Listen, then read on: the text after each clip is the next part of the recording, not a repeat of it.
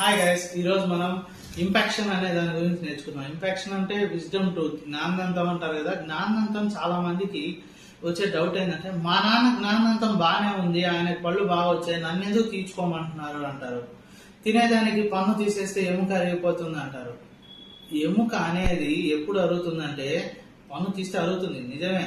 కాకపోతే మీరు జ్ఞానదంతం బుగ్గలోకి వస్తున్నారు చాలా మందికి. మనము చిన్నప్పటి నుంచి మీ పేరెంట్స్ అందరూ హార్డ్ డైట్ తీసుకునే వాళ్ళు. దానివల్ల ఏంటంటే జా సైజ్ పెరిగేది, జా స్ట్రెంగ్త్ బాగుండేది.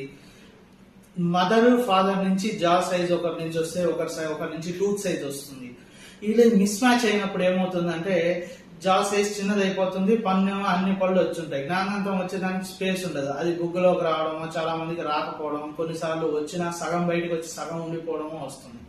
అలాంటి కేసులో ఖచ్చితంగా తీసుకోవాల్సి వస్తుంది. తీసుకోకపోతే ఏమవుతుంది అంటే దానివల్ల అనవసరంగా ముందర